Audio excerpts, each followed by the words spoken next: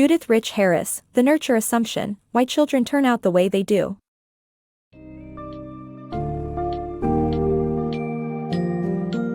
In The Nurture Assumption, Judith Rich Harris questions the commonly held belief that parents play a significant role in determining how their children turn out, putting forth the idea that our environments are shaped not just by parenting but also by peers, teachers, and other influential figures.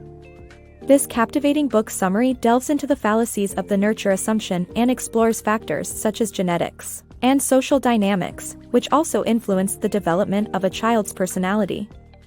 By breaking down complex concepts and presenting thought-provoking perspectives, the summary will leave readers with a broader understanding of child development and the myriad of factors beyond parenting that contribute to shaping us into who we are.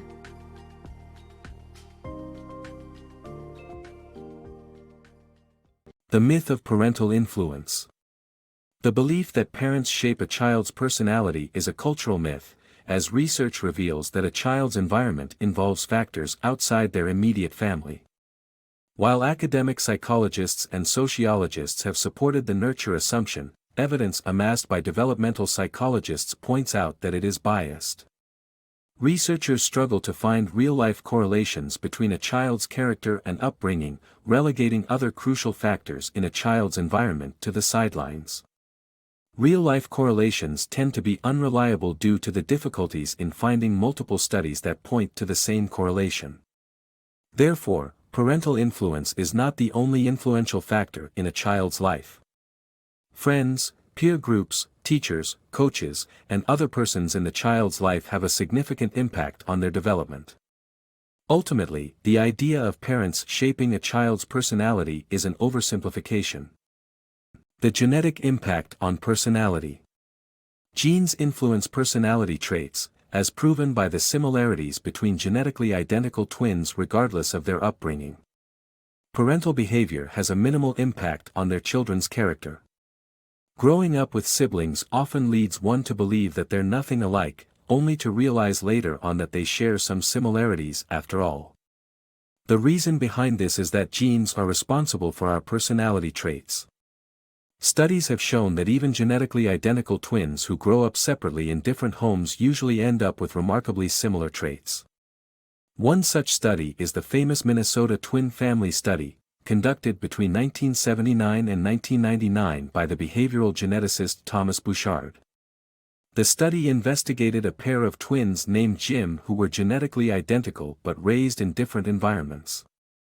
Despite their differing upbringing, they both had the same habits and preferences for woodwork, car, brands, and even named their respective sons, James Allen and James Allen. What's fascinating is that twin similarities exist regardless of whether they grew up together or not. Contrary to popular belief, growing up in the same home doesn't produce any more similarities between twins. The similarities between twins depend entirely on their genetic makeup, not their upbringing. Even identical twins who grew up in the same house have corresponding personality traits, such as shyness, conscientiousness, or agreeableness, that correlate by only 50%. Statistically speaking, this means that they have no more similarities than twins who grew up in different homes. Parents' behavior in everyday life may influence their children's character, yet this incongruence might be challenging to believe given the previous information. Nevertheless, the data shows that parents have minimal control over how their children turn out because the similarities between twins depend entirely on their genetic makeup, not their upbringing.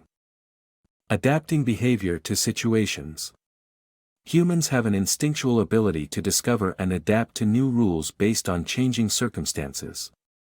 Unlike cats who stubbornly stick to adopted rules, humans adjust their behavior to fit different situations, especially when interacting with others.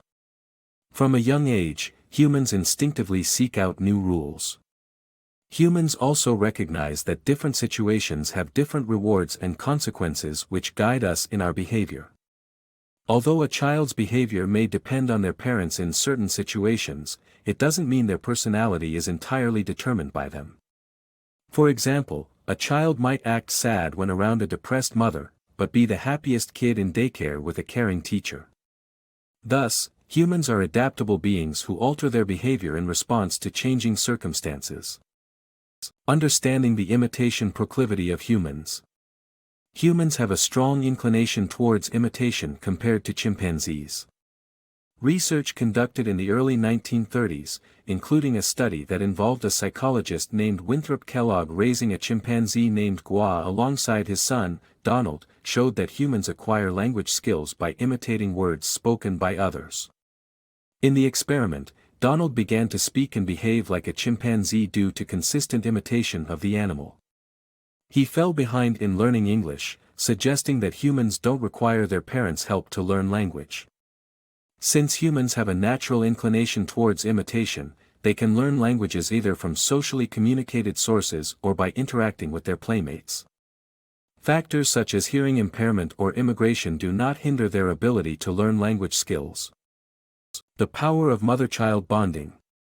Young children cling to their mothers because they provide a sense of security in times of danger.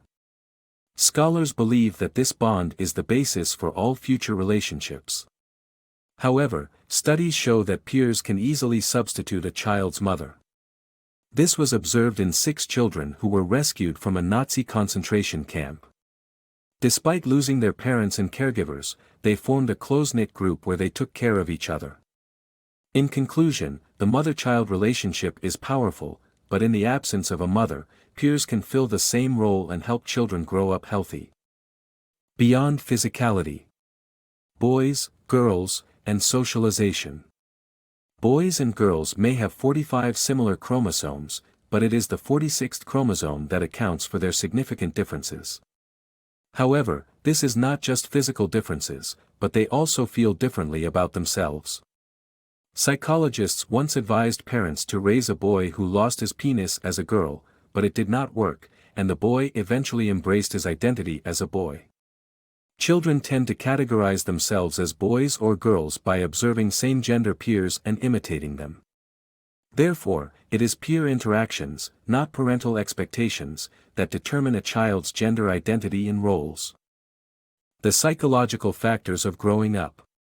Children's desire to maintain their status in their peer group is the driving force behind imitating their higher-ranked peers, rather than a desire to be like their parents. With status being equated to age or maturity, children fear being humiliated and thus conform to the group's social norms. Being part of a group is paramount for teenagers, and they view themselves as a separate entity with its own set of rules. Teenagers rebel against adult authority figures as they perceive them as imposing their adult group's rules on them.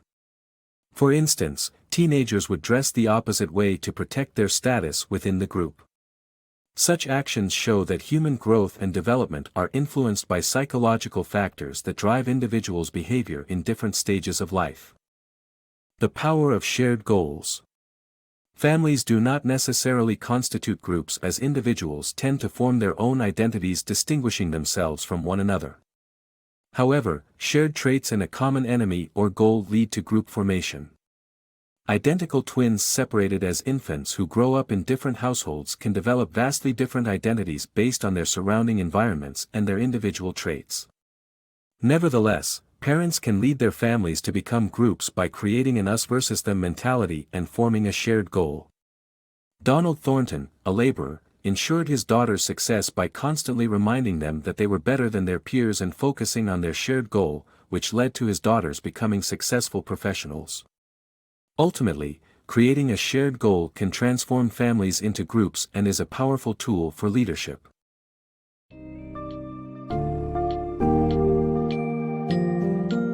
To sum up, the nurture assumption challenges traditional perspectives on the role that parents play in a child's development, proving that a wide range of factors, from genetics to peer influence, also significantly shapes children's personalities and behavior.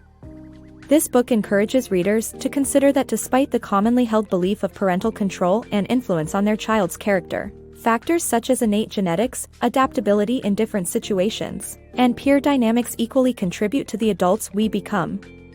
In conclusion, this book broadens our understanding of the complexities involved in human development, emphasizing the importance of recognizing the variety of influences beyond parenting that determine who we ultimately become.